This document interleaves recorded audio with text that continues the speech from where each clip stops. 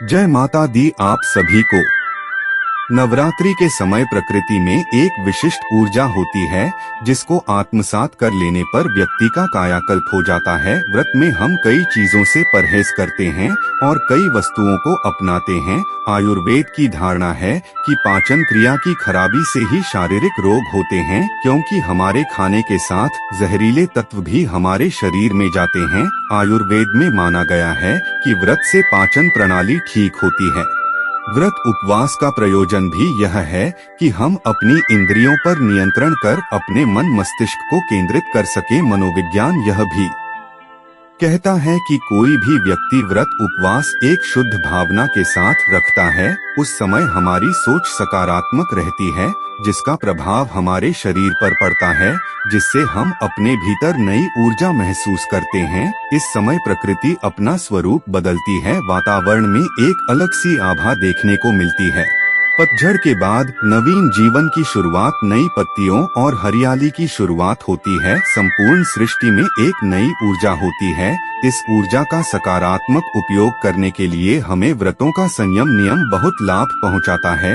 नवरात्रि में कृषि संस्कृति को भी मान दिया गया है। मान्यता है कि सृष्टि की शुरुआत में पहली फसल जौ ही थी, इसलिए इसे हम प्रकृति माँ शक्ति को समर्पित करते हैं।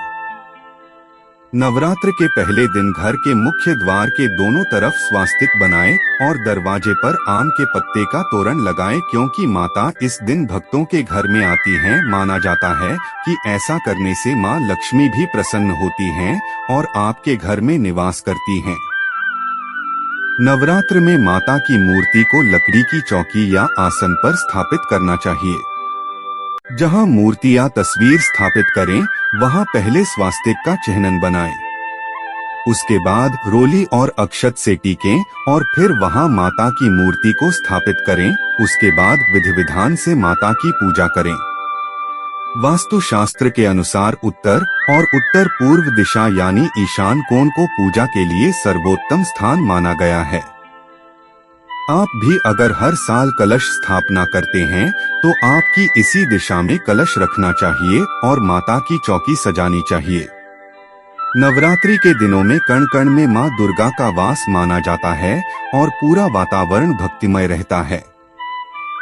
वास्तु में बताया गया है कि एक चावल से भरा पीतल का कलश अपने मंदिर के उत्तर पूर्व में रखना समृद्धिदायक होता है। ऐसा करने से माँ आपके धन धान्य में वृद्धि करती हैं और आपके घर में समृद्धि आती है। पूजन कक्ष साफ सुथरा हो और उसकी दीवारें हल्के पीले गुलाबी जैसे आध्यात्मिक रंग की हो तो अच्छा है, क्योंकि ये रंग आध्यात्मिक ऊर्जा के स्तर को बढ़ाते हैं। इसके साथ ही काले, नीले और भूरे जैसे तामसिक रंगों का प्रयोग पूजा कक्ष की दीवारों पर नहीं होना चाहिए। धर्म शास्त्रों के अनुसार कलश को सुख, समृद्धि, वैभव और मंगल कामनाओं का प्रतीक माना गया है।